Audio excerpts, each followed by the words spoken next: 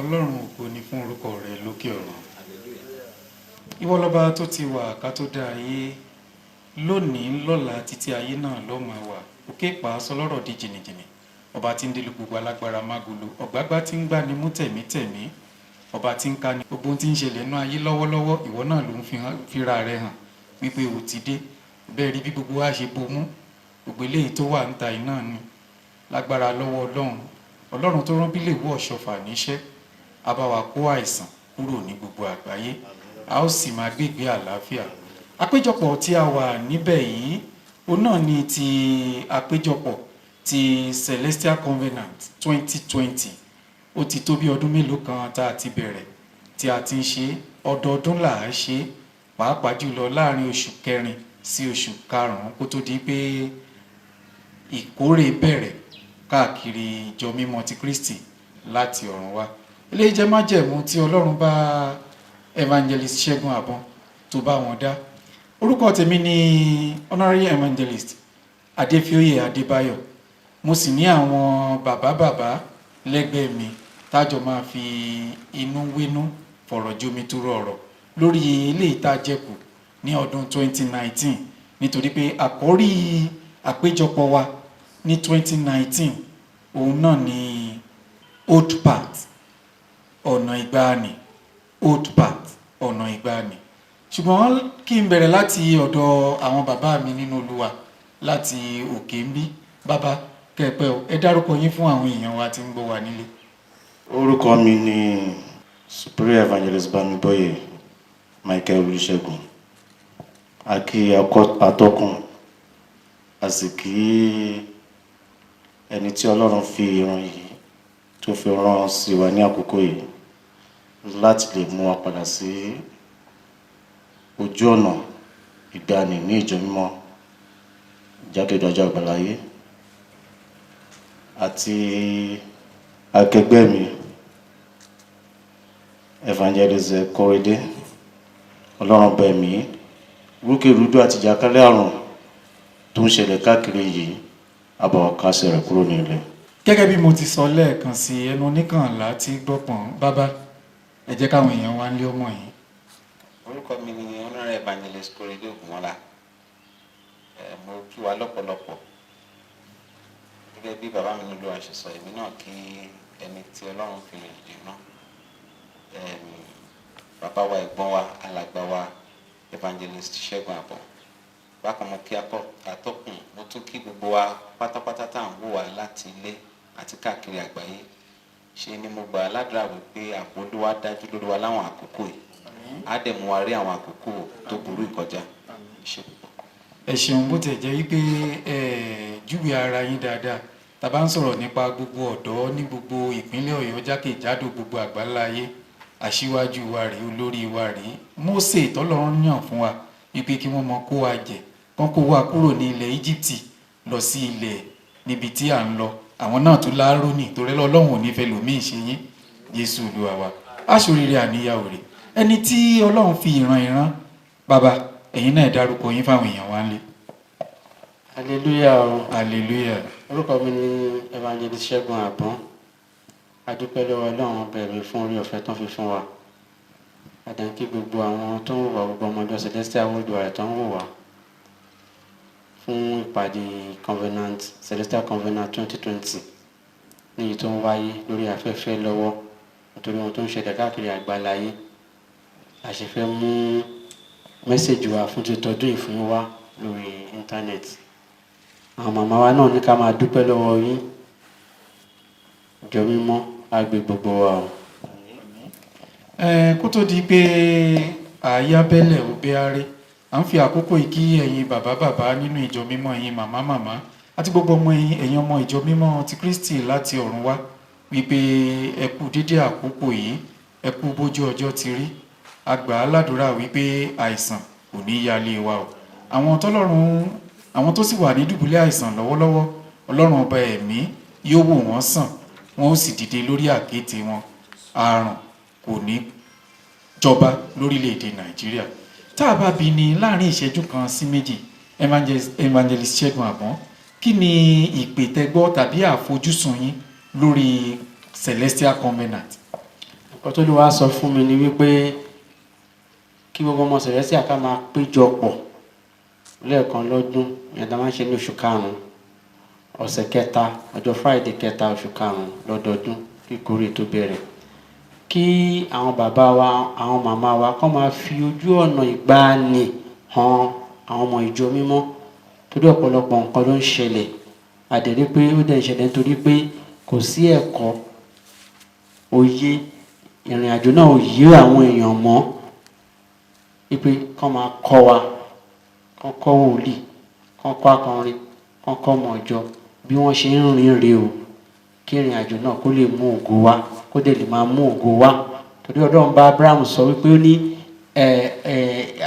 àwọn àṣẹ tí mo fi fún ẹ yìí o gbọ́dọ̀ tó fi fún àwọn ọmọ rẹ àti ìran gbogbo tí ó máa wá lẹ́yìn rẹ májẹ̀mú tí mo bá ẹ dá kóhun kémi kí lè ṣe kí lè mú dúró kí lè mú ṣẹ.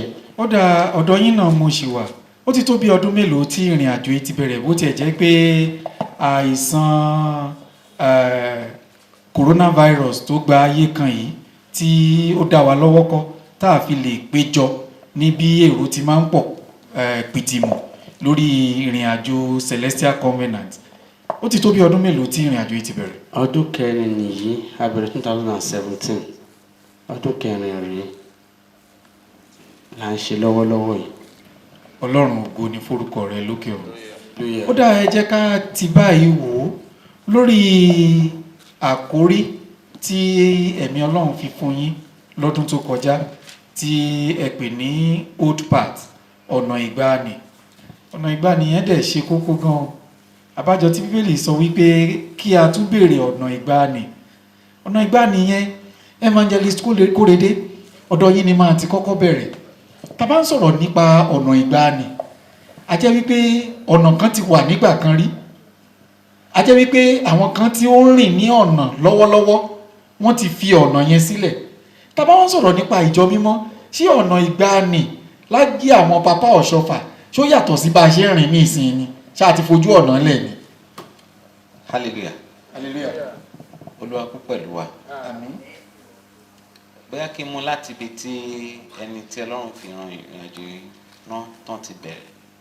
ẹ máa rí pé nínú ọ̀rọ̀ wọn mẹ́nu bà ọ̀rọ̀ Abraham ní Genesis chapter 18 tí àwọn èèyàn wá bá lálejò tí wọ́n wá ń lọ wọ́n fẹ́ lọ láti pa Sodom àti Gomorrah torí wípé Sodom àti Gomorrah ò kì í ṣe ìran àwọn ènìyàn tàbí ìlú tó ń sin Ọlọ́run alààyè gbogbo ìwà burúkú ipá ayé ló wà lọ́wọ́ wọn ṣùgbọ́n Abraham wá ní ìbátan kan níbẹ̀ tó jẹ́ ọmọ brọ́dà ẹ̀ ibẹ̀ ni wọ́n wá lọ wọ́n á sọ pé ẹ kíyèsí ṣáwọn máa wá lọ sí Sodom àti Gomorrah a ò ní sọ fún Abraham wọn nítorí pé àmọ̀ pé Abraham yìí lẹ́yìn rẹ̀ ó máa kọ́ àwọn ọmọ ẹ̀ òun náà di ènìyàn ńlá á pa á láṣẹ fún wọn láti tọ̀ ọ̀nà Ọlọ́run ìgbà tó wọn á bá Abraham á máa ń lọ síbi báyìí oníṣẹ́ bá bá èèyàn bíi 50 bẹ́ẹ̀ ẹ ó dà sí bẹ́ẹ̀ wọ́n ní kò ṣe nǹkan kan tó bá jẹ́ 40 kan kò ṣe nǹkan kan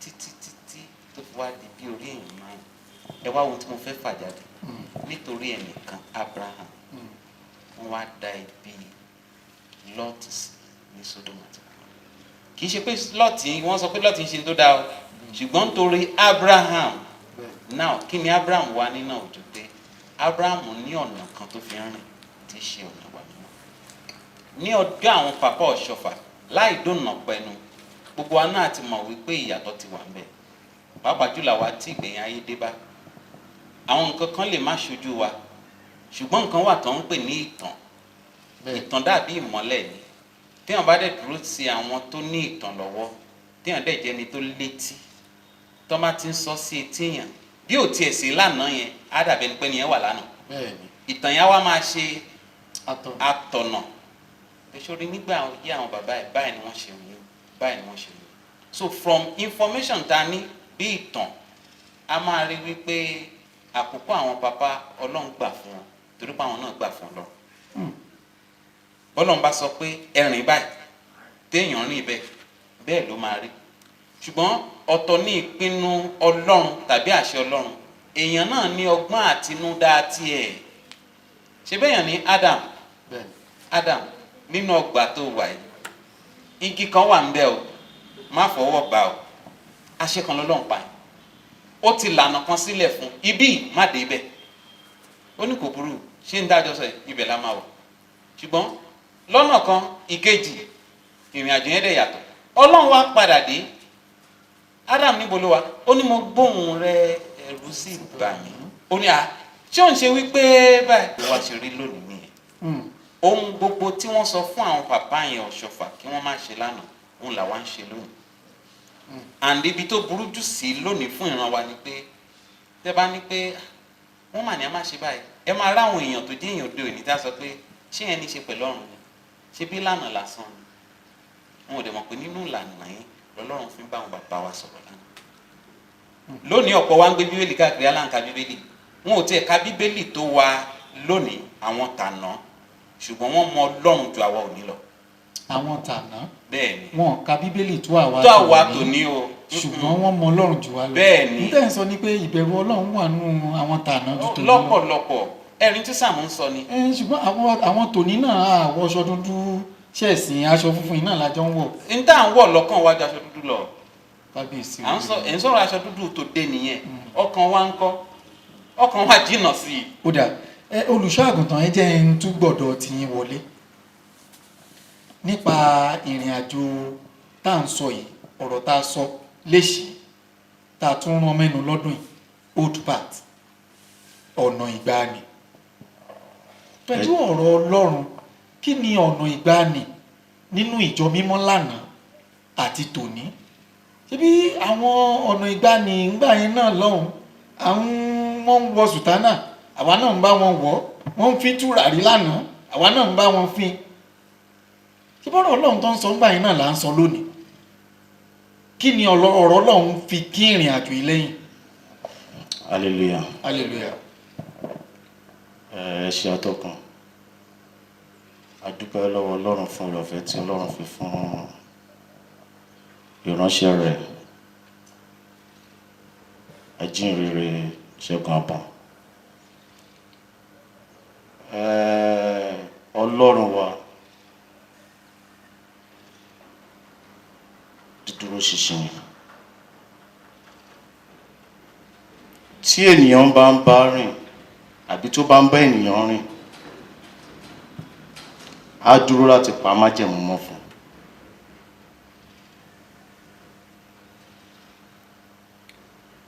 ìrìn tí àwọn bàbá wa ní ìjọ mímọ́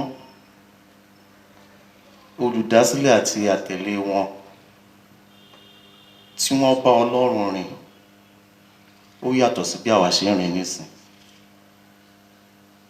lóòótọ́ a lè máa wọṣọ mímọ́ gẹ́gẹ́ bí alàgbà ti sọ tùràrí kan náà láyé ń fín omi àsí kan náà láyé ń ṣe iṣẹ́ ẹ̀sìn wa kò yàtọ̀ ṣùgbọ́n ọkàn tí a fi ń gbé ẹbọ rẹ wa lọ sí Ọlọ́run ó ti yàtọ̀. báwo.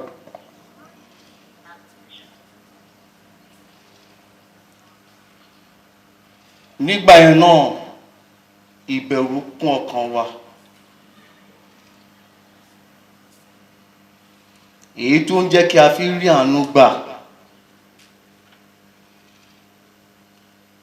ẹ jẹ́ ká wò ó. nígbà yẹn lọ́hùn ìfẹ́ owó kò sí.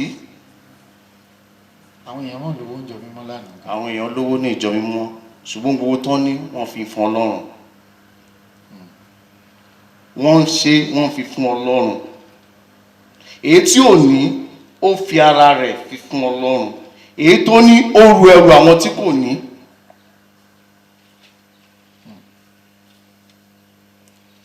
ṣùgbọ́n ní òde òní owó ìmọ̀tara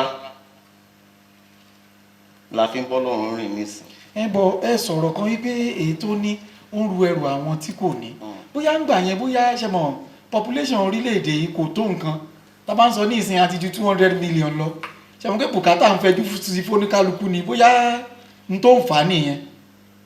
bàbá wa olùdásílẹ̀ ní Ọ̀wọ̀ Samuel Bíléwọ̀ Ọ̀ṣọ́fà tí wọ́n bá jókòó tẹ́nìkan bá mú 2 naira wá fún wọn tó bá jẹ́ èèyàn 10 ló wà ní ọ̀dọ̀ wọn ní àkókò yẹn tàbí ẹnìkan wọ́n ránṣẹ́ tó ń tòun sí táwọn ọ̀run jẹ́ pé wọ́n ránṣẹ́ nínú ẹ̀ wọ́n máa fi fún tán wọ́n á ra nǹkan tán jẹ́ pé wọ́n máa kárí nǹkan tán fún wọn ṣáwa ṣe bẹ́ẹ̀ nìsín.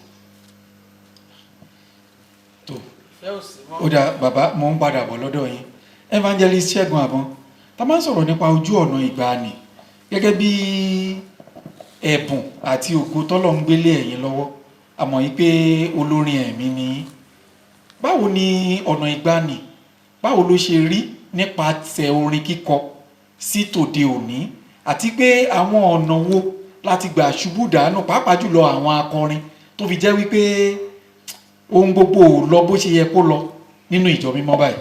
ohun gbogbo ti yàtọ̀ àmọ́ kó ìpè ayé ti dé ṣùgbọ́n àwọn tó bá jẹ́ ìránṣẹ́ Ọlọ́run kan tó expect látọ̀dọ̀ wọn ni pé gbọ́dọ̀ máa fi gbogbo agbára jà. Kristi gan da synagogue rú nígbà tó ń ta oúnjẹ ń bẹ̀ ìtọ́tẹ̀ ń tanu ṣọ́ọ̀ṣì sí ìjọ oúnjẹ lọ tó ń sọ ṣọ́ọ̀ṣì dọ́jà ó dá gbogbo ẹrú pélé bàbá mi nù bí ẹnikẹ́ni bá wà tó bá lè jà fún Olúwa ìjà mímọ́ ìjà ẹ̀mí kì í ṣe ìránṣẹ́ Ọlọ́run. Àkókò yìí gangan ló nílò wa. Ohun gbogbo ti yàtọ̀ orin táwọn kan gbà yẹn kò sẹ́ni àkọrin láti impress anybody nǹkan táwa bá ni à ń kọrin láti múnú Ọlọ́run dùn ẹ̀mí mímọ́ Ọlọ́run á dẹ̀ sọ̀kalẹ̀ á dẹ̀ máa gbogbo àdúgbò yẹn náà máa fi presence Ọlọ́run nínú ìgbà tá a bá ń ṣẹ̀sì nísìnyí nǹkan kò ti yàtọ̀ orin tó ń kọ ní night club kọ́ ni àwọn kọ́ la fi ń ṣẹ̀sì nísìn. ṣe bí àwọn a lè sọ wípé àwọn ọmọ ọ̀sìn tí ṣáà lè sọ wípé wọ́n gba orí ẹsẹ̀ yín kọjá àbí wọn ò dúró kẹ́kọ̀ọ́ pé báwọn náà ni kí lẹ rí ṣe sí. àwọn tó gba ẹ̀kọ́ wọ́n wà nù wọn ṣùgbọ́n ọ̀pọ̀ ni ò gbẹ̀kọ́ tán gbọ́dọ̀ wa tán tiẹ̀ gbọ́dọ̀ wa tó jẹ́ pé nǹkan tí láyé ìgbà yẹn ò lè kọ ọkọ kúkọ náà báwo ló ṣe fẹ́ kọ́ ó yẹ kó kọrin mẹ́ta ló yẹ kó kọ méje ọ̀tọ́ máa ti kálẹ̀ lóyà méje náà ni tó bẹ́ẹ̀. tó bá kálẹ̀ lóyà méje nígbà wo. tó bá fẹ́ sọpẹ́ aleluya méje lẹ́nu ọlọ́kọ́ orin méje lẹ gbọ́dọ̀ kọ tó bá fẹ́ sọpẹ́ aleluya mẹ́ta lẹ́nu ọlọ́pẹ́ mẹ́ta ló gbọ́dọ̀ kọ. ọ̀pọ̀ ọdún àwọn akọrin wa ò mọ gbogbo ohun tẹ́ ẹ̀ ń sọ iṣẹ́ ẹ kọ́ wọn lẹ́kọ̀ọ́ débẹ̀. ó ti di gbogbo kò sẹ́ni tó máa wà lórí ìjọ káàkiri tí ò ní gbọ́ ẹ̀kọ́ yẹn ṣùgbọ́n ó ti di wípé oníkálùkù ti túra sílẹ̀ oníkálùkù ṣàìn wáké bí olùṣọ́ ogun gbé mi ó sọ last year ní jẹ́ tèmi kó tó kọ́ tán lẹ̀ yẹn iṣẹ́ Olúwa àgbètì àdẹ̀fẹ́ kí nǹkan tó Olúwa ń sọ fún wa ní pé àwa ìran yìí gan orí ọ̀fẹ́ la rí gbà láti wọnú sẹ̀lẹ̀ àwọn ọmọ tó fẹ́ lò gangan àti bí wọn kalẹ̀ wọ́n dẹ̀ ṣe kọ́ntínú láti máa bí wọn ká máa ojú ọ̀nà ìgbani àwọn epo ti pọ̀ jù àdìká máa lọ kọ́ máa ba ìlànà náà jẹ́ pátápátá. tẹ ẹ bá mọ̀ ọ́ sọ tí n bá mọ̀ ọ́ gbọ́ ìrìn àjò irú iṣẹ́ wo lórí ń ṣe nínú ìjọ mímọ́ lánàá tí ò ṣe mọ́ lónìí. tó ń ṣe tó pọ̀ náà orin ló ń connect wa pẹ̀lú Ọlọ́run bọ̀ nísìn kò rí bẹ́ẹ̀ kí ìyẹn omi pé tí wọ́n bá kọ́ni Ọlọ́run ní sọ̀kalẹ̀ ṣùgbọ́n ìyàtọ̀ ńlá ló wà ṣó ti yẹ yín sìn orin ẹ̀mí ó ti percentage ti lọlẹ̀ pátápátá ẹ bá dé parish mi ẹ bá gbọ́ nǹkan tí wọ́n ń kọ tí olùṣọ́ dẹ̀ máa jó táwọn àgbàjọ́ dẹ̀ máa jó Ọlọ́run má jẹ́ ká jíjó yà. Evangelist Àbọ̀n mo ń bọ̀ olórí ọ̀dọ́ Evangelist Kórèdé mo padà sọ́dọ̀ yín tá bá ń sọ̀rọ̀ nípa ìlànà yìí gan la lè bójú wò olùṣọ́ mò ń bọ̀ torí mo mọ̀ pé ó ń tawọ́ tasẹ̀ nínú tiyín náà ìlànà yìí gan la lè bójú wò bí ogún ìní bí foundation tó ti gbé kalẹ̀ nínú ìjọ mímọ́ ta ní láti mọ́lé ó dàbí orin tí Apostle Ọlábánjí kọ wípé onípìnlẹ̀ ti fìpínlẹ̀ lélẹ̀ kí ni wọ́n mọ́lé kí lèmi mọ́lé gẹ́gẹ́ bí ìwé mímọ́ náà ṣe sọ àwọn ìlànà wo láti padà tẹ́yìn mọ̀ tó ń jẹ́ ohun ìríra tó sì ń jẹ́ ohun ẹ̀gbin tàbí tó ń jẹ́ ẹ̀dùn ọkàn gẹ́gẹ́ bí ọ̀dọ́ wípé bá a kọ́ lélẹ́yìí Evangelist Àbọ̀n kọrin kan wípé ṣó rántí bó o ṣe gbà á ṣé o rántí bó o ṣe bá abótí ẹ̀ tí ń ronú bó o ṣe fẹ́ fi sílẹ̀ ọ̀pọ̀lọpọ̀ ò fẹ́ fi sílẹ̀ báyìí mọ́ wọ́n fẹ́ bà á jẹ́ ni àwọn ìlànà wo ni a ti kúrò ní ojú ọ̀nà ẹ̀ táwa ń purọ́ bó ṣe olé àtàjẹ́ ilé. ẹ ṣe púpọ̀ hallelujah. hallelujah.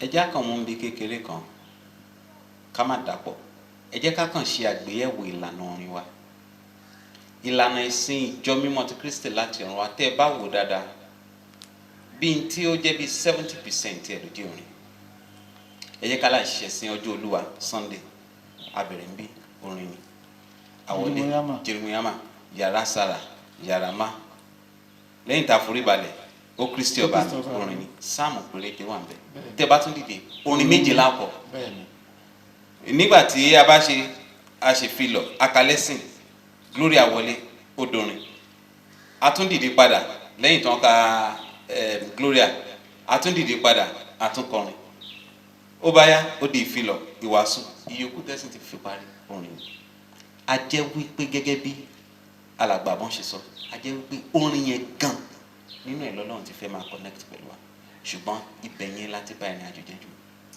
nínú ẹ̀ lọ́lọ́run ti fẹ́ máa so wá pọ̀ mọ́ bẹ́ẹ̀ ni kó lè máa gbé wa rìn kó lè máa gbé wa rìn ẹ ó rí wípé lẹ́yìn ìta bá kúrò ní ayé ìta bá padà síbi tá a ti wá ohun tó ń ṣe ń bẹ̀ náà rìn so ohun tá a lè pè ní ìjọ mímọ́ ti Kristi láti ọ̀run wá ó jẹ́ àfihàn bí irun tó ń ṣe lọ́run so ibi tá a ti arábí tá a ti bù kù jù níjọ yìí òun ni orin torí pé ṣe la kàn rí pé àwọn tó ń dìde ń sìn wọn ò ní kọlà ẹ̀mí bó ti wù kó mọ̀.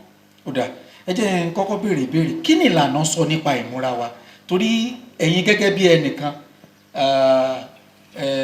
àwọn Yorùbá ló sọ pé òkú ọjọ́ mẹ́ta ìṣàjèjì sàárè ó ti pẹ́ tá àtijọ́ ń bọ̀ ń gbòòrò Ìbàdàn àwọn bàbá wa ní Olúwa iná àti Evangelist Ṣẹ́gun Àbọ̀n àtijọ́ mo ti mọ̀ yín dárùngbọ̀n sí rí. wọn kì í dá sí lónìí túlétúlé tọwọ́ bòkú lójú ni wá.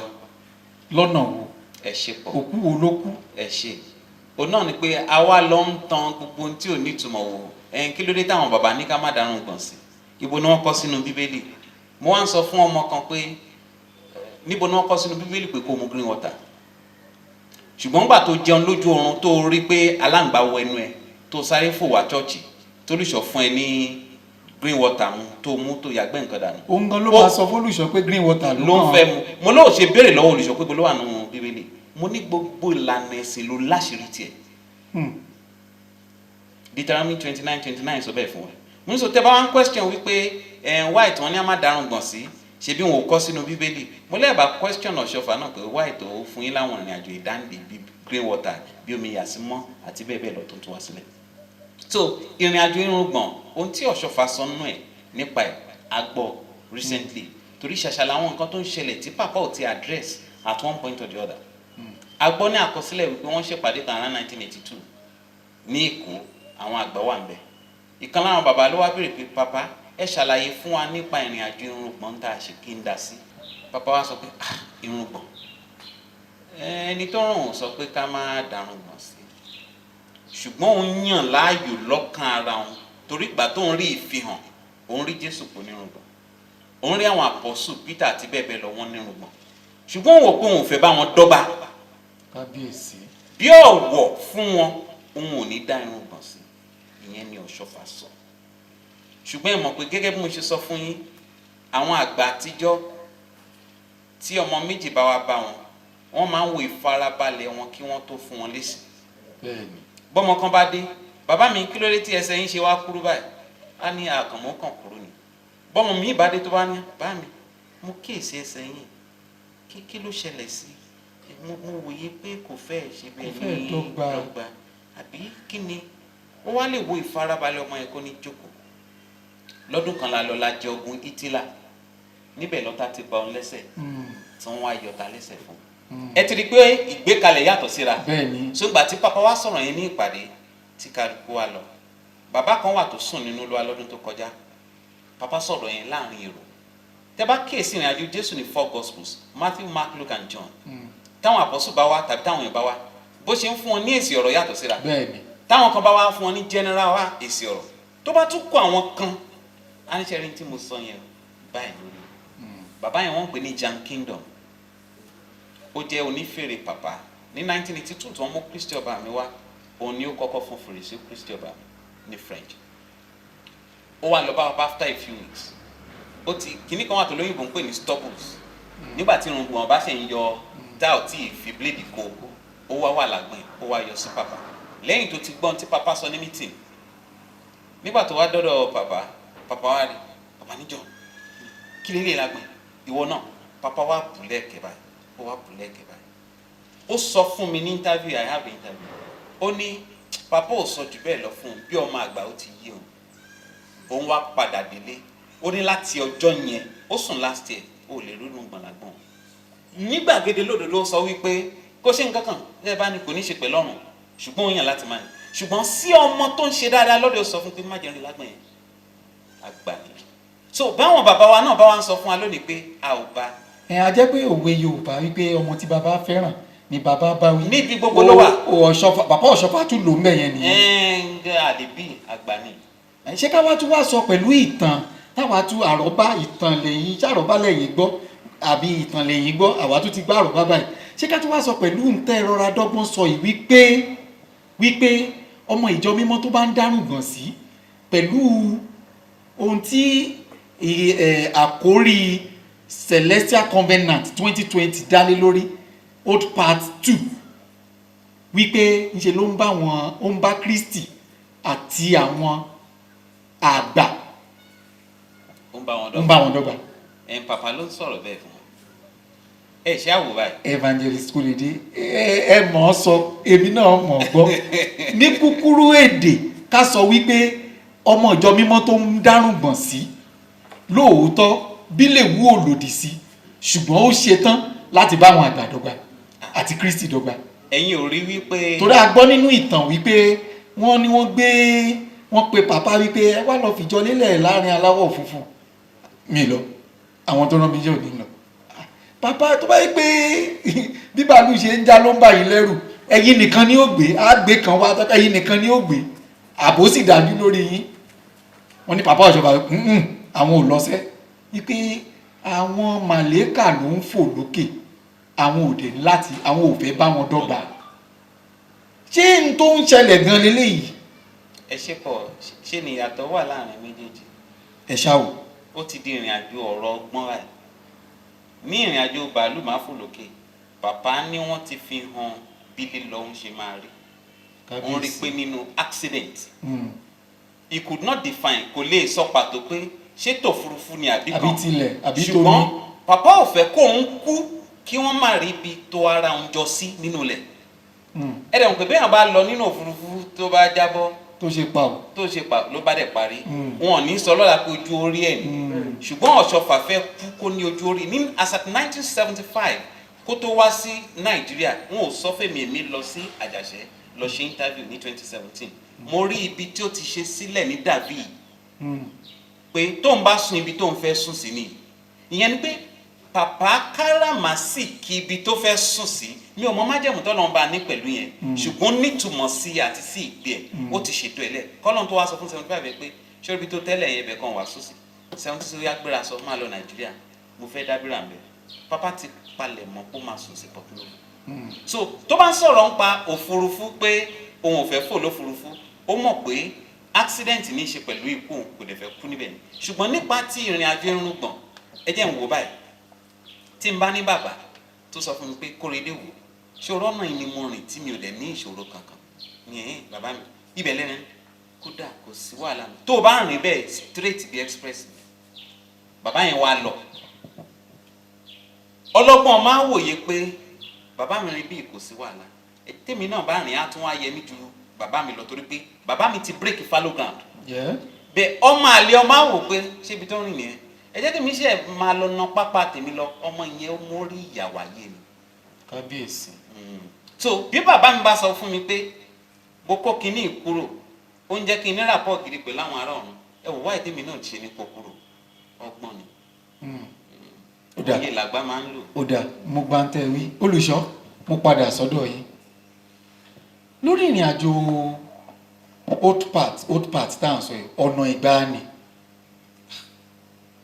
kí lẹ rí sọ sí ọ̀nà ìgbàanì pẹ̀lú ìkórè tá à ń ṣe àti ìkórè ìgbà yẹn pàápàá jùlọ lórí ọjà títà ọjà bàṣà. ẹ ṣe atọ́kùn ṣe pé nínú ọ̀rọ̀ mi lákọ̀ọ́kọ́ mo sọ̀rọ̀ owó bẹ́ẹ̀ni kì í ṣe pé owó ò ní nǹkan kan ṣe ṣùgbọ́n ara tí a fi ń múra láti ní owó ó ti yàtọ̀ sí bí a ṣe ń ṣe tẹ́lẹ̀ tó fi ń yẹyàn nígbà yẹn náà olówó wà wọ́n dẹ̀ náwó ṣùgbọ́n wọ́n ná níná tí ó wu Ọlọ́run tí ò sí ìfarahàn tí ò sí pé ìgbéraga tí ò sì ṣe kárí mi. tí ò sì sí kárí mi tó jẹ́ nínú ìbọ̀wọ̀ àti ìtẹríba pé Ọlọ́run ló fún mi tí ò bá fún mi kí ni mo fẹ́ ṣe. kì í ṣe pé gẹ́gẹ́ bí mo sọ̀rọ̀ torí àwọn tó ń bọ̀ wá kọ́ má bàa ṣe wá gbọ́ ẹni pé ṣé kólówó wá sí kó máa pín owó ìkáàkiri rárá. níwọ̀n ìgbà tó jẹ́ wípé nínú ìjọ mímọ́ bí olówó kan bá wọbẹ̀ lénìí ó ṣẹlẹ̀ ní ayé bàbá wa bàbá Òṣùfà tí a bá ń ṣẹ̀sìn lọ́wọ́ tó bá jẹ́ pé ẹ̀sìn ìrọ̀lẹ́ ni ilẹ̀ pẹ̀pẹ̀ ní gbogbo àjọ máa jókòó ìbáṣòro lórí orílẹ̀-èdè àtẹ̀sìnbẹ̀rẹ̀ oṣù tuntun. àtẹ̀sìnbẹ̀rẹ̀ oṣù tuntun àjọ wà níbàámu ṣùgbọ́n nísìnyí a ti ń ṣe níṣe pé àparò kan ti ga jù kan lọ tí Ọlọ́run ò fẹ́ lóòótọ́ àgbà wà ṣùgbọ́n nípa ti owó a ti fi owó ṣe ìríra fún ara wa èyí tí bàbá gangan dẹ̀ sọ̀rọ̀ ẹ̀ sílẹ̀ pé ká kíyèsára nípa ti owó ìkórè tí ẹ sọ̀rọ̀ yìí lórí owó náà ni mo sọ̀rọ̀ kan ní ẹ̀kan nígbà tèmi àti ẹni kan jọ ń sọ̀rọ̀ mo ní analysis tí ọ̀pọ̀lọpọ̀ máa fún ọ̀pọ̀ èrò nínú ìjọ nísìn ni pé Jésù ní pé ó yá ẹ jáde ó sọ fún Pétérù máa sọ èdè apẹjẹ ènìyàn ó dẹ̀ ló yẹ jáde apẹjẹ ènìyàn tí àwọn yẹn lọ ẹ rántí pé ó sọ fún wọn pé ẹ má ṣe mú oúnjẹ ẹ má ṣe mú nǹkan ìjèrè ẹ̀mí láti pè wọ́n wá sí ọ̀nà ṣùgbọ́n apẹja tí àwa ń ṣe ní ìsìnyí tí Jésù mú ẹja wọ́n la ẹnu ẹ̀ wọ́n mú owó jáde ọ̀pọ̀ èrò ẹja ni fún ìjọ tí a ń ṣe nísìn tí a bá ní ká dá owó ká dá gbogbo ẹ̀ oní 10,000 dá oní 500 dá oní gbogbo ẹ̀ dá hallelujah hallelujah. apẹja ènìyàn bí a bá ṣe pẹja sí lówó ṣe ń pọ̀ analysis tán fún nísìnyí bá a bá ṣe pẹja sí. torí pé ẹja ènìyàn ẹnu ẹni owó wà so tó mú kí àwọn ènìyàn máa delay backsliding yẹn torí pé wọ́n fẹ́ rí ọ̀pọ̀ ẹja kó láti lè ní ọ̀pọ̀ ìṣúra. ó dá tí ń bá a béèrè lórí ìtìkórè yìí mò ń sọ̀rọ̀ nípa ọjà bàṣà títà. mo ń bọ̀ ń bẹ̀. ṣé ó tọ̀nà láti ta ọjà nínú ìjọ láàrin ẹ̀sìn. kì í ṣe bẹ́ẹ̀ nígbà tó bá parí wọ́n máa ń tajà kórè ṣùgbọ́n ibi tí òòrò owó bá wa dé àkùkọ fẹ́ ga àparò fẹ́ ga ju ara lọ ó fẹ́ ga ju èkejì ẹ̀ lọ ó fẹ́ ga ju ẹgbẹ́ ẹ̀ lọ a ti fi ohun gbogbo ṣe pé bó bá ṣe mówó wá sí ló ṣe máa gbayì sí. ṣe bí ìpín náà lọ sókè. ìpín máa lọ sókè owó máa lọ sókè ṣùgbọ́n kì í ṣe ọ̀nà tí a fi ń ṣe ń gbà yẹn la fi ń ṣe ń sìn kò jẹ́ kó ní àlùbáríkà bó ti ń rí nígbà yẹn. ó dá olùṣọ́ mú un padà bọ̀ lórí ọ̀rọ̀ ìkórè evangelist Ṣẹ́gun Àbọ̀n lórí ọ̀rọ̀ torin ojú ọ̀nà ìgbàanì old part ṣáàṣì lákọrin ìjọ mímọ́ tàbí ká sọ pé ṣáàṣì láwọn tọ́lọ̀ ń fún lẹ́bùn orin lákọrin bí ọlọ́run ló ń pín ẹ̀bùn. wọ́n dẹ̀ ṣì wà. àwa náà tá à ń sọ yìí náà mú wá láti ibi kankan. ṣùgbọ́n tá bá ní ká wò ó àwọn orin ìṣípayá mímọ́ tó dorin ẹ̀sìn lénìí tá à ń kọ yìí ìmí ìlẹ́nu akọrin ìmí ìlẹ́nu wèrè ìmí ìlẹ́nu ọmọdé ìmí ìlẹ́nu àgbà ìmí ìlẹ́nu ìkókó àárí mi ìmọ̀. ńgbà tá a fara wa sílẹ̀ a fọkàn sílẹ̀ láti gbà á àti pé orin ẹ̀mí tó tẹ̀ fẹ́ kọ gan sí ta ló fẹ́ bẹ̀ gbọ́. ta ló fẹ́ gbọ́. ta ló fẹ́ gbọ́ ṣùgbọ́n ẹni tó ń kọ́ yẹn tó bá jẹ́ pé ẹ̀mí ẹ̀ wà connected mọ́ Ọlọ́run àwọn wọn máa gbọ́ but ordinarily pé kákan wo structure ọkàn àwọn tó wá ṣẹ̀sìn yìí kí ni wọ́n fẹ́ gbọ́ wọ́n ti ní specific àwọn kan tó lè kọ fún wọn tó máa fi pariwo tó lè múnú wọn dùn àti wípé ìwọ tó fẹ́ kọ́ gan náà ó dẹ̀ pè é lẹ́yìn náà ó dẹ̀ fẹ́ kọ́ máa kọrin lẹ́yìn náà kọ́ dẹ̀ máa pàtẹ́wọ́ kọ́ máa kígbe náà. báwo ló wá ṣe yẹ kó rí. ìrìn àjò ni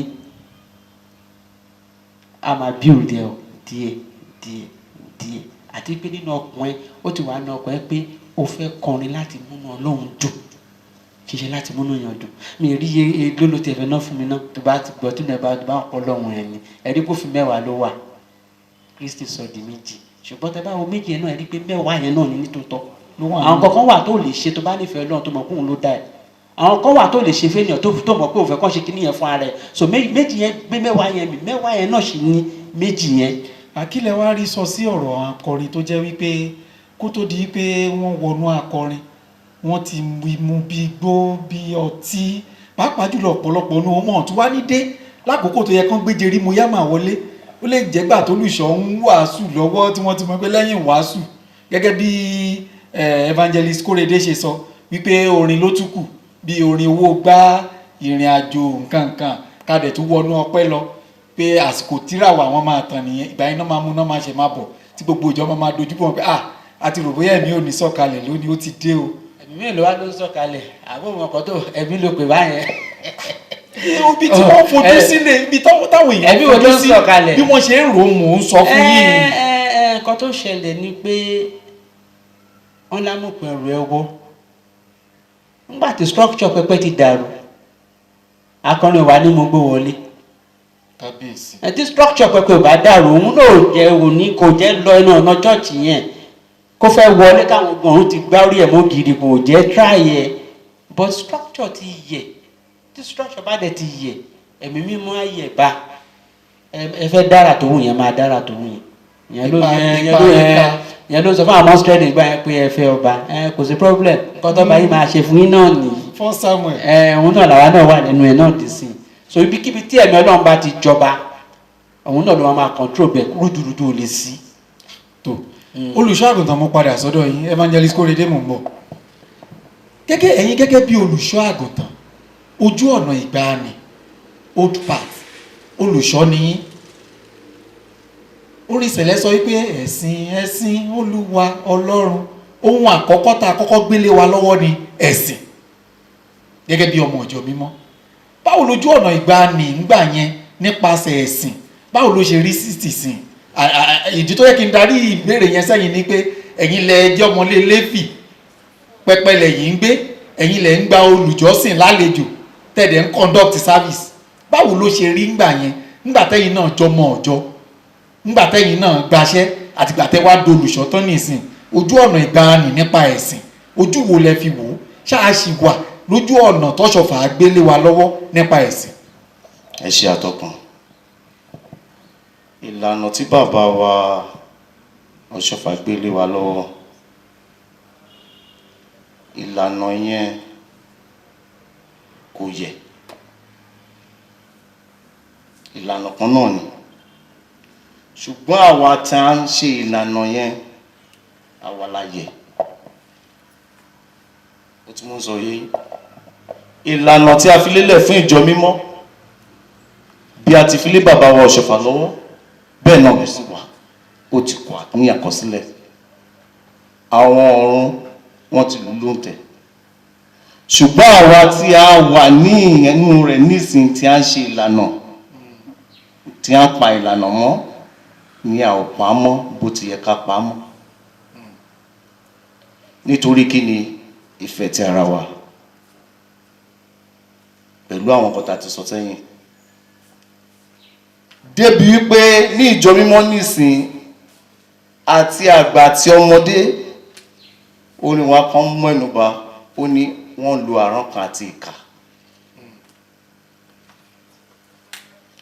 àrankàn àti ìkà tí a bá jọ dúró sọ̀rọ̀ báyìí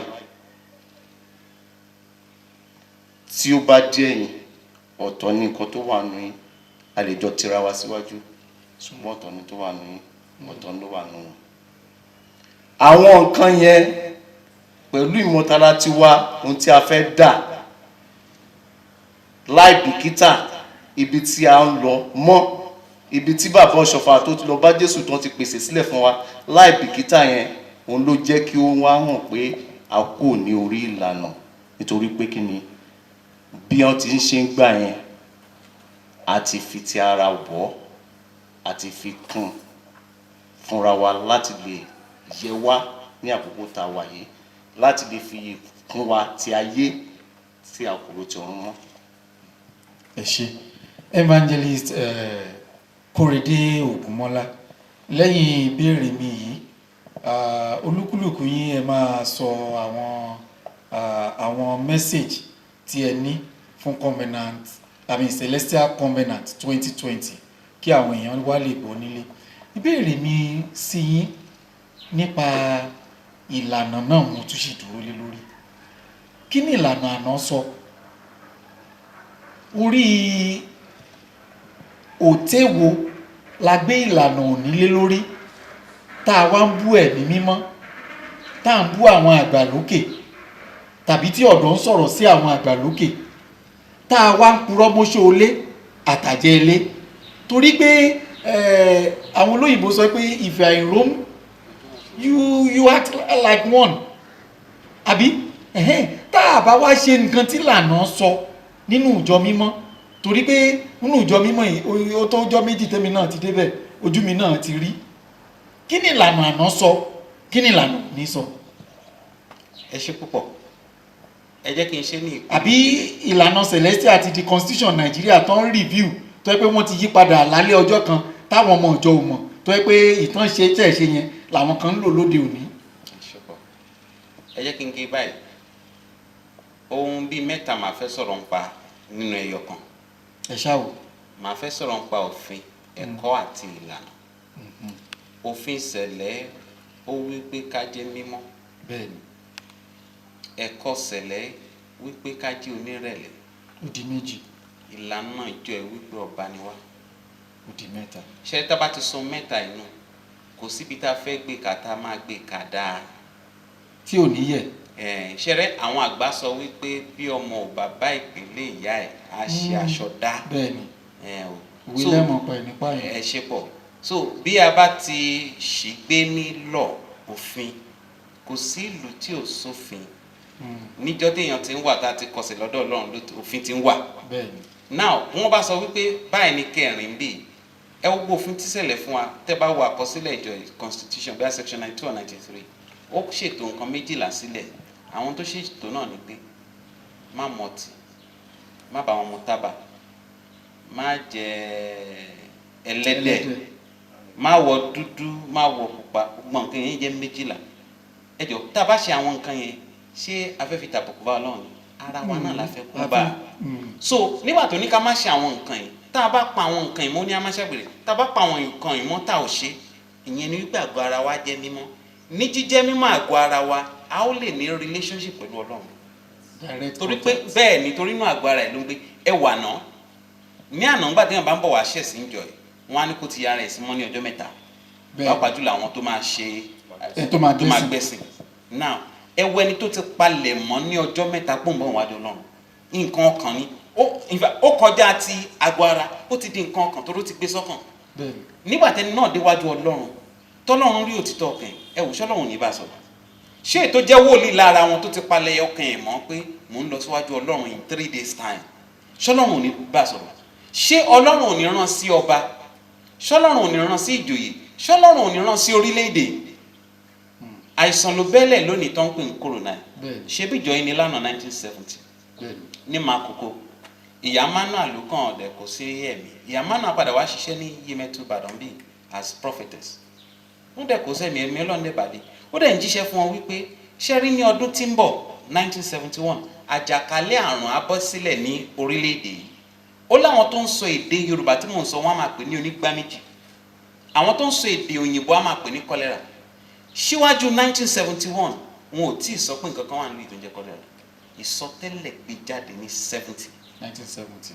wípé ó máa wà ó ní ṣùgbọ́n bí a ṣe ń lọ sí etíkun Àjàṣẹ́ láti ṣe annual convocation kí àwọn àgbà ìjọ ní Makoko kí wọ́n ṣètò omi tí wọ́n á gbé sínú bàṣẹ àti wọ́n á gbé lọ tí wọ́n á gbé bọ̀ tí wọ́n bá dé káwọn ọmọ ìjọ máa lò kò ní sí ọmọ ìjọ mímọ́ kan tó máa bá wọn ní àìsàn kan ti dé o wọ́n ń pè ní kọ́lẹ́rà o Yorùbá ń pè ní onígbáméjì o ẹ wò ó wòlíì ti sọ lánàá ìyẹn ni pé ìpìlẹ̀ kan wà mò ń sọ̀rọ̀ nípa kájẹ́ mímọ́ ẹ jẹ́ n fò kúrò ń bẹ̀ yẹn kí wá sọ̀rọ̀ nípa doctrine wa ìrẹ̀lẹ̀ ẹ wò lánàá tẹ́nìkan bá ṣẹ̀ṣẹ̀ dé àwọn tó bá wá bá níwájú àṣẹ wọn ní pẹ̀lẹ́ torí pé ẹni tó fi ọjọ́ kan jù ẹ lọ níjọ ju ẹ lọ. Yorùbá gan sọ wípé ẹni bá jù ni lọ ó lè jù ni lù. ó lè bẹ́ẹ̀ ni so àwọn nǹkan yẹn wà lánàá kò jẹ́ kẹ́ni tó dé kó tẹ̀lé ṣuaṣua kó tẹ̀lé bàṣàbàṣà ṣùgbọ́n lónìí kò sí àwọn nǹkan yẹn ohun tó dẹ̀ fà náà ni pé lónìí a ò ní ọ̀pọ̀ ènìyàn tó ń fi ọ̀nà hàn ni tàbí tó ń kọ́ ni. so lónìí dẹ̀ ní ẹ̀kọ́ tàná. bẹ́ẹ̀ ni lẹ́kọ̀ọ́ tàná wọ́n ń kọ́ wọn báyìí la ṣe ń ṣèjọ yìí o báyìí ní kẹ́ ẹ ṣiṣẹ́ o báyìí ní kẹ́ ẹ ṣiṣẹ́ o mo kàn ń pa bàbá kan sọ̀kan ọ̀rọ̀ kan lójú wa inú mi dẹ̀ dùn pọ̀ lọ́run sì dá bàbá náà sí bàbá Ọdẹ́yẹmí ẹ̀sọ́ Ọdẹ́yẹmí wọ́n 89 ní last week Ọlọ́run tó dá bàbá sí wọ́n tó 90 àmín wọ́n á dẹ̀ tún jù bẹ́ẹ̀ lọ bàbá sọ fún wa ní ọdún kan ní ìpàgọ́ àwa ọ̀dọ́ ní Ọ̀tà I think wọ́n sọ ń pa ìgbà táwọn wọ ìjọ ní Makoko bàbá ti wọ ọjọ́ Makoko ti pẹ́ bí i 50s ni bàbá ti wọ ọjọ́ ọ̀ṣọ́ onígbà táwọn wọ Makoko àwọn rí pé ọ̀wọ̀ wà níjọ yìí bí àsàtìgbà tí bàbá wọ ìjọ bàbá ti ní PhD ó ti di doctor oníṣègbà tó ń wọ ọjọ́ wọn lẹ́nìkan tó ń ṣiṣẹ́ fún wa I think bóyá washerman laundryman wọ́n pè mí ọ̀ràn tí dáadáa mọ́ ìtàn yẹn ti pẹ́ ẹni ẹ wá di ọmọ ìjọ Sẹ̀lẹ̀ ó dẹ̀ ti gbà mí róró lọ́dún náà lọ. ó ṣáájú bàbá wọ̀jọ́. ó ṣáájú bàbá wọ̀jọ́ ṣùgbọ́n ó wá jẹ́ laundry fún bàbá. káì. bàbá wa padà dé ìjọ bàbá wa tó bá ń ṣẹ̀sìn ó rí i pé wọ́n ń tẹ̀ fúnra wọn wọ́n ń kúnlẹ̀ fúnra wọn. ó wá ń béèrè ẹ mọ̀ bí ọ̀jọ̀gbọ́n bí ẹni tó kàwé kí ló ṣe ń ṣẹlẹ̀ wọ́n ní ẹ orí pé ẹni tó wọ bọ́dà yẹn òun ṣẹ̀dí ni ilé tí ń lo àmùrè kan so ó máa kúnlẹ̀ bá sọ̀rọ̀ ó máa kúnlẹ̀ fún ní kò sí problem ó wá aṣọ wọn ṣe dáadáa ẹni tó ń fọṣọ fún nílé tó máa ti jọ pàdé ṣọ́ọ̀ṣì tí bàbá bá ti fẹ́ bá sọ̀rọ̀ bàbá kúnlẹ̀ fún yín bá ní kí bàbá kúnlẹ̀ fún nílá ní tí mo bá nù jọ yín tẹ̀ ń ṣe ni. ó ló ń sanwó ẹ̀nu lé o ṣùgbọ́n tó bá dé ṣọ́ọ̀ṣì ó ń tẹríba fún kábíyèsí ìyẹn wá lọ nígbà tó yá laundry man yẹn lórí ní èrò ara ẹ̀ pé kóun kúrò lọ́dọ̀ bàbá bóun lè máa gba ìdọ̀bálẹ̀ ọ̀gá wọn àwọn tó wà lánàá ni kò sí lónìí ìkẹta náà ni tenet wa wípé ọba ni wá téèyàn bá ní èrò ẹ̀ pé ọba ni ẹ̀wọ̀ èèyàn ní wọṣọ àwòkó tó dáa tó báyìí kó dẹ̀ bọ́ sí títì mbẹ́yìn kó dẹ̀ rẹ́ni tí ń ta àgbàdo kó dẹ̀ ra àgbàdo kó dẹ̀ máa yá jẹlẹ́gbẹ̀ẹ́ títì á fi ọ̀wọ̀ fún aṣọ àwọn èèyàn wa lónìí ò ní èrò ìjọ ìlọ́kàn débi pé wọ́n fọwọ́ fún aṣọ kò síbi tí wọ́n kì í wọṣọ ìdí mo ti rí senior evangelist rí tó wọ kásọ́ọ̀kì tó lọ ọ̀kúrẹ́ wọ́n dẹ̀ ń pín oúnjẹ dẹ̀ di pé gbogbo ẹ̀rọ ọ̀fùtàn ó ní ẹ wo kò ṣe nǹkan kan kò ṣe nǹkan kan tí o bá ti sọ bẹ́ẹ̀ lè sáré mẹ́bẹ́ wà ó dẹ̀ mú ẹ̀bọ̀ ó dẹ̀ fi sápò kásọ̀ àpò kásọ̀kì aṣọ táwọn àlùfáà àwọn evangelist wọn ó dẹ̀ fi sílẹ̀ ó ní tí n bá délé àmà wọ́ bẹ̀ sí Anglican àlùfáà Anglican kò ní ṣe bẹ́ẹ̀ a gbọ́dọ̀ ní èrò pé ọba ni wá tá a bá rántí pé ọba ni wá àwọn tá a gbọ́dọ̀ ṣe nínú ìlú àti ibi tí wọn gbọ́dọ̀ ti bá wa. ẹ ṣeun evangelist Akorede evangelist Abon Covenant 2020 kí ni mẹ́sẹ̀jì yín fún àwọn èèyàn wa láàrin ìṣẹ́jú mẹ́ta. nǹkan tó lọ́wọ́ ní ká sọ fún gbogbo àgbáláyé gbogbo ọmọ Celestial tó ń wò wá tó ní oore ọ̀fẹ́ láti wo program lórí íńtánẹ́ẹ̀tì ní wípé èkíní àwọn ajínrere àwọn olè tá a sọ ní last year tí wọn níjọ wọn máa ń rìn kiri ni wọn máa ń wá program káàkiri àwọn kì í ṣẹ̀sìn àbáyé nínú Celestial tẹ́lẹ̀tẹ́lẹ̀ tó bá tẹ̀lé àwọn fẹ́ máa rìn kiri kò kàn wá àwa rí pé àwọn kan wà ń sìn wọ́n ti ń dá lógo títí wọn ní. Mo wò bí ìgbà tí èèyàn ń ṣe nǹkan tí kò yé. Celestial ti ní lógo, tó bá yẹ pé o gbàgbọ́ nínú Ọlọ́run tó wà nínú ẹ̀sìn yẹn, ìwọ ò tún ní lọ ṣe lógo kan. A wá ṣe lógo, wọ́n á fi Celestial logo sí, wọ́n lè gbé sísàlẹ̀ káwọn kó àkẹ́ àti ẹyẹ kan sókè àbí kán gbé lógo Celestial sísàlẹ̀, wọ́n ṣáà lè fi mọ̀ pé àwọn tún dá yàtọ̀. Àwọn tó ń ní ministry nínú ìjọ àti ẹ̀mọ̀ túmọ̀ gbogbo yẹn, ẹni tó bá mọ̀ túmọ̀ ògo, ẹni tó bá dẹ̀ mọ̀ Ọlọ́run a máa tẹ̀lé lẹ́yìn sọ. Àwọn yẹn ní ẹ̀yìn, àwọn yẹn mẹ́sẹ̀jì àkọ́kọ́ Ọlọ́run ní ká sọ fún wọn. Wọ́n ń sọ fún mi pé digression máa wà, wọ́n wò pé àwọn àgbààgbà ló máa pa, ó lóun fẹ́ padà sórí àwọn middle age. Àwọn middle age bẹ́ẹ̀ ṣe ń wo program kẹ́ máa share káwọn náà kán lè gbọ́. A máa bẹ̀rẹ̀ sí ń pa àwọn middle age tó ń wò pé kò sọ́gà, oníkálukú lè ṣe nǹkan tó wù ú, tó ń hide sábẹ́ umbrella Celestial, tó láwọn ń ṣe ministry, tó ń rìnrìn ranù kiri, tó ń ba ìjọ jẹ́ káàkiri. Ó lóun máa bẹ̀rẹ̀ sí ń palẹ̀ wọn mọ́. Èkejì àwọn tó ń tìtorí pé àwọn ti lówó àbáwọn rówó kan gbé àbọ̀rẹ́ nìkan ló jìbìtì tó lọ ń ralẹ̀ tó ń kọ́ Celestial Church tó ń ṣe training tó ń sí lànà kó lùṣọ́ ni kò lọ́gàá. Kí lẹ fẹ́ kó ṣe níbi tó ti lọ ṣèjọ? A máa ṣe nǹkan tó wù àwọn ní olùṣọ́ kan ń sọnù mẹ́sẹ̀jì pé àwọn tó ń lapá tó ń lẹ́sẹ̀ pé àwọn ọ̀run ń bínú kóhun sọ báyìí fún wọn. So àwọn méjì yẹn Ọlọ́run ní ká sọ fún wọn kán ọ̀gá wà ó, ẹrù bí kò sọ̀gá ọ̀gá wà, àwọn kan àwọn òyìn ràn ní kẹ́lẹ̀ fọwọ́ ara yín kẹ́lẹ̀ fi sẹ́tù ara yín dáadáa. Olúwa ní ká sọ fún wọn pé òun máa padà wá sórí wọn, òun tẹ̀ wọ́n abẹ̀sẹ̀ clear wọn. So kó ní ká kù ṣe jẹ́jẹ́ ní tí Celestial ò bá pè kó lọ dá dúró, kò sófin tó múyàn. Kọ́ máa fi umbrella ìwé John chapter 1. Àwọn tó ń pera wọn lájìnrìn yẹn wọn ká John chapter 1 kọ́ rí bí ènìyàn ṣe ní orí ọ̀fẹ́. Jòhánù wí pé èmi kọ́ ni Kristi náà. Ó ní ẹni tó rán mi wí pé lórí ẹni tí wọ́n bá rí àdàbà tó sọ̀kalẹ̀ tó ti dúró, òun ni ọmọ mi, òun ni ó máa fi ẹ̀mí mímọ́ baptist. Àwọn Júù tiẹ̀ tó rányàn sí Júù pé ta ni ẹ́ tó fi ń fi omi baptist? Ó ní èmi kọ́ ni Kristi náà, ẹni tèmi ò tó gbà. Nígbà tí Kristi dẹ̀dẹ̀ ó dẹ̀ jẹ́wọ́ wípé òun ló dé yìí o, ẹni tó Olúwa sọ fún òun ní ó dé yìí, ọmọ Ọlọ́run ọ̀gá ògo ló dé yìí o, ẹni tó ti wà kí ẹnikẹ́ni tó wà. Torí náà àwọn yẹn ni mẹ́sẹ̀jì wa fún ọdún yìí pé àwọn ajínrere tán lẹ́sìn kò kú mọ́ ìlànà tẹ́lẹ̀tẹ́lẹ̀ sí kí ló fẹ́ ṣe. Wọ́n ti rí pé káwọn ṣáà máa kiri káàkiri ni wọ́n láwọn wà káfàṣà, wọ́n á ní káfàṣà làwọn tí bọ̀ tán bá débi kán lè jẹ́ kán wàásù kán lè sọ kọ́ntọ̀kọ́ntọ̀. Àwọn tó ń jíṣẹ́ sọ́npa wòlíì lẹ́ẹ̀kan, àwọn á jíṣẹ́, wọ́n á tún gbé Báíbù, wọ́n á tún gbé sórí. Oṣù mẹ́ta iṣẹ́ tó yẹ kó máa ṣẹlẹ̀ lẹ́sẹ̀kẹsẹ̀. Iṣẹ́ tó yẹ kó máa ṣẹlẹ̀ lẹ́sẹ̀kẹsẹ̀, oṣù mẹ́ta iṣẹ́ òbí. Ẹ ṣé, ẹ jẹ́ kí n padà sọ́dọ̀ yín evangelist Akorede Ògúnmọ́lá. Kí ni mẹ́sẹ̀jì yín fún Celestial Covenant 2020 nítorí pé olùṣọ́ náà máa bá wa káàdì ẹ̀ ńlẹ̀? Òun náà ní ọ̀rọ̀ kan kábẹ̀rù Ọlọ́run. Ní Psalm chapter 25 verse 14 ó sọ pé àṣírí Olúwa ń bẹ pẹ̀lú àwọn tó bẹ̀rù rẹ̀, yóò sì fi wọ́n mọ májẹ̀mú rẹ̀. Ká ní ìbẹ̀rù Ọlọ́run. Ṣé tá bá ti ní ìbẹ̀rù ẹ̀, ohun tó máa kólé wa lọ́wọ́ tá ò ní lè kà tán ló ń lọ lọ́ọ̀kan. Tá bá ti ní ìbẹ̀rù ẹ̀, a ò ní fi àìṣòdodo tẹ òtítọ́ mọ́lẹ̀. Èyí tó ń ṣẹlẹ̀ ń ṣe tí ìwé Róòmù sọ ní orí kìíní láti bí ẹsẹ̀ 19 lọ títí dé bí 22. So ìbẹ̀rù Ọlọ́run á máa ṣe atọ́nà fún wa. Àti pẹ̀lú nígbà tá bá ní ìbẹ̀rù Ọlọ́run, ẹ̀mí mímọ́ á máa bàlé wa láti bá wa sọ̀rọ̀. Ẹ̀wọ̀n tí John ń sọ ní 14:26. Ó ní èmi yóò rán olùtùnú ní tí ṣe ẹ̀mí mọ́, yóò ṣe ohun méjì. Àkọ́kọ́ yóò kọ́ wa, ìkejì yóò mú wá sí ìrántí wa ohun gbogbo tó ti sọ. So bàbá ní ìbẹ̀rù ẹ̀, a ò ní kọjá àyè wa. Ọlọ́run ti ká rẹ̀ máa empower wa.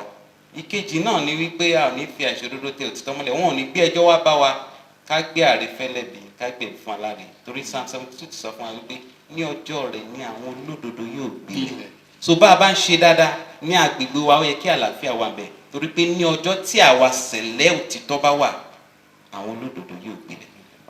Olùṣọ́ àgùntàn ó dọ́dọ̀ yín báyìí. kí ni mẹ́sẹ̀gì yín fún Celestial Covenant 2020 fún àwọn èèyàn wa? a rọ àwọn ènìyàn wa kí a mọ Ọlọ́run, kí a bẹ̀rù rẹ̀ nínú ẹ̀sìn wa, kí a sìn ní òtítọ́ àti òdodo, kí a fi ohun ayé sílẹ̀ ká kórìíra ohun ayé, kí a má lé ayé. Bí ènìyàn bá lé owó jù á sáré kọjá owó. Níbi tí ènìyàn Ọlọ́run bá wà ni ohun tó máa jẹ́ mọ́ wá bá. Ẹ wo ìránṣẹ́ yẹn náà nígbà tó sá lọ sórí òkè, ṣe bí ibẹ̀ ló wà tí Ọlọ́run ti rán ẹyẹ wò láti lọ bọ́. Gbogbo ohun tí a rò pé a fẹ́ dà tí a bá dà tán níbo la fẹ́ kó lọ? Kò sí. Ayé la bá, ayé la máa fi sílẹ̀ sí. Ṣùgbọ́n gbogbo tí a bá ṣe pátápátá kí a ṣe ní ìṣe wípé a fẹ́ fi òtítọ́ Ọlọ́run àti ipa rẹ̀ hàn ní ìran tiwa yìí àti ní ìran tó ń bọ̀. Tí a bá ti lè fi yẹn sọ́kàn wa pé ohun tí mo ń ṣe yìí o, mo fẹ́ kí wọ́n kà á ní ìran mi àti ní ìran tí ó ń bọ̀ láti lè jẹ́rìí òtítọ́. Ẹ ṣé. Ẹ̀yin èèyàn wa, òun náà ni ẹ ti gbọ́ nílé yẹn. Àyè tí ẹ sì ń wò lórí ẹ̀rọ ayélujára káàkiri gbogbo àgbáńlá ayé, òun lẹ ti fi etí ara yín gbọ́ nípa Celestial Covenant 2020. Ó jẹ́ àpéjọpọ̀ gbogbo ọmọ ìjọ mímọ́ eléyìí tí kò ta ẹ̀yà kan nù wípé ẹni báyìí ni pásítọ̀ mi, ẹ̀yà bẹ́ẹ̀ ni báyìí mú wa. Gbogbo wa máa ń péjọ ni, èrò a sì mọ́ pọ̀. Kódà láti ìpínlẹ̀ dé ìpínlẹ̀ làwọn èèyàn máa ń wọkọ̀ wá, láti ìpínlẹ̀ Ògùn, Èkó, Kwara àti bẹ́ẹ̀ bẹ́ẹ̀ lọ. Àwọn ẹlòmíì gan tán lórí ọ̀fẹ́ tán wá láti ìlú òyìnbó tó bọ́ sí àkókò, àwọn gan tún máa bá wa pé. Ṣùgbọ́n lọ́dún yìí lórí ọ̀fẹ́ àti péjọ, òun náà ni ó jẹ́ kí a kàn ṣe lè ká fi sí orí ìtàkùn àgbáyé. Kì í dùn pọ̀, ṣókí náà ni ọbẹ̀ oge. Lẹ́ẹ̀kan sí nílé láti dágbére fún wọn fún Celestial Covenant 2020. àdúpẹ́ lọ́wọ́ Ọlọ́run ọbẹ̀ mi fún orí ọ̀fẹ́ ńlá tán fún wa, tán fún ìran yìí. Orí ọ̀fẹ́ náà ní ká kúrò lórí wa. Àmín. Gbogbo ọmọ ìjọ mímọ́ ní gbogbo tí ẹ wà jákèjádò àgbáláyé. Program ibẹ̀ tí ń wò ẹ̀kan máa kọ́ tí a kàn fẹ́ kẹ́ṣe ní pé ẹ ṣáà share fún àwọn Celestial kan lè rí lórí Facebook àti Instagram yìí. Ìjọ mímọ́ á gbé gbogbo wa. Àmín. Bákan náà àdúpẹ́ lọ́wọ́ àwọn bàbá wa lókè, àdúpẹ́ lọ́wọ́ àwọn màmá Olúwa Chief Hostess Mother Celestial Elizabeth Ladipo fún orí ọ̀fẹ́ ńlá náà tí wọ́n fún wa. Àdúpẹ́ lọ́wọ́ àwọn bàbá tó ń tì wá lẹ́yìn láti gbàdá ti bẹ̀rẹ̀. Àwọn tó fẹ́ ló pè, àwọn tó pè lóyún àwọn abiyamọ, àwọn bàbá bíi bàbá wa Adémilúyè, Bàbá Rótìmí Ọládẹ̀jọ, Ògúngbèmí, Gbàgbóyè, wọ́n pọ̀, Ọmọjọlá, wọ́n pọ̀ bẹ́ẹ̀. K'Olúwa kó bá wa lọ́ra ẹ̀mí wọn. Àmín. Ọba fún wọn ní àlàáfíà àti ẹ̀mí gígùn. Nígbà tí ìjì tó ń ja gbogbo àgbára yìí tí ó máa fi wá sópin, wọn ní ẹ̀mí ẹnikẹ́ni nínú wa kò ní sọnù. Àti pé gbogbo ọmọ ọ̀fẹ́ Celestial kan wá ìfẹ́ rí, gbogbo ọmọ ọjọ́ Celestial worldwide ká wá ìfẹ́ rí. Dandan ni fún wa láti ní ìfẹ́. Ìfẹ́ yẹn ló sọnù tí èṣù fi ráyè ìjọba. Ká dẹ̀ fi ọ̀tẹ̀ sílẹ̀. Kì í ṣe nípa ipá tàbí agbára, bí kò ṣe nípa orí ọ̀fẹ́ Jésù Kristi. Ìwà akọrin tó ń gbé akọrin lẹ́sẹ̀ ó kàn ń darí ẹ láàmú ni. Ẹni tó náà bá máa gbéga ló máa gbéga. Olùṣọ́ tó ń gbé olùṣọ́ lẹ́sẹ̀, olùṣọ́ ìjọ kan wà ní Mọ́níyà. Ẹni tó dẹ̀ wà ní Ring Road á dẹ̀ máa tafà sí Mọ́níyà, bí kì í ti Mọ́níyà máa tafà sí Ring Road. Ṣé ẹ̀rí pé ẹwọ́ bó ṣe jìnnà síra wọn? Sátánì kò ní ráyè láyé wa. Jésù Olúwa wa. Olórí gbogbo ọ̀dọ́ ti ìpínlẹ̀ Ọ̀yọ́ pátápátá, ẹ dárúkọ yín lẹ́ẹ̀kan sí kẹ́sì sọ̀rọ̀ ìdágbére lórí ètò yìí fún àwọn èèyàn fún Celestial Concert 2020. Ẹ ṣé púpọ̀. Orúkọ mi ni Honorable Evangelist Korede Ògúnmọ́lá lẹ́ẹ̀kan náà sí mo tún kí wa lọ́pọ̀lọpọ̀ mo gbà ládùúrà wípé orí ọ̀fẹ́ tá a fi tún rí ìrìn àjò tó tún dára tó pọ̀ jù báyìí lọ Kristi yóò fi fún wa táyọ̀ àwọn àkókò ààbò Olúwa dájú ìwé Aísáyà ló sọ fún wa ní orí 4 ó ní lórí gbogbo olùgbé Síónì ó ní ààbò yóò wà mo gbà ládùúrà pé ààbò ẹ̀ kò ní ká kúrò lórí wa mo kí wa lẹ́ẹ̀kan sí o ayọ̀ Kristi yóò wá wa rí orúkọ Jésù Kristi lọ. olùṣọ́ àgùntàn ẹ bá a dárúkọ yín kí ẹ sì sọ̀rọ̀ ìdágbére lórí ètò yìí Celestial Covenant 2020. a dúpẹ́ lọ́wọ́ Ọlọ́run. Èmi ni olùṣọ́ àgùntàn Super Evangelist Michael Bámigbóyè. Ní ìrìn àjò yìí, ìrìn àjò tí Ọlọ́run gbé kalẹ̀ láti pe ọ̀pọ̀lọpọ̀ ọ̀dọ́ nínú ìjọ mímọ́ jákèjádò àgbáláyé láti pè wá padà sínú ìfẹ́ Kristi bí bàbá Ọ̀ṣọ́fà ṣe fi lélẹ̀. Màá fẹ́ kí gbogbo àwọn tó bá lérò ọ̀fẹ́ láti wo ohun tí ọdún yìí fún wa ní ọ̀fẹ́ láti ṣe láti jẹ́ kí ọ̀pọ̀lọpọ̀ ènìyàn kó mọ̀ nípa ẹ̀ pé àwọn ọ̀dọ́ ni àwọn àgbààgbà máa fi ìjọ mímọ́ sílẹ̀ fún. A dẹ̀ gbọ́dọ̀ múra láti ṣiṣẹ́ lẹ́yìn iṣẹ́ wa ká lè rí ìjọba ọ̀run láti mú kí ìjọ mímọ́ ó ṣe kí ni kó wà ní ìbámu pẹ̀lú ìfẹ́ Ọlọ́run àti ìfẹ́ ní tó rán wa kí a má bàa dí ọ̀run ká má jẹ̀bi ara wa kí a má bàa fi àwọn bàbá wa sílẹ̀ sínú ẹjọ́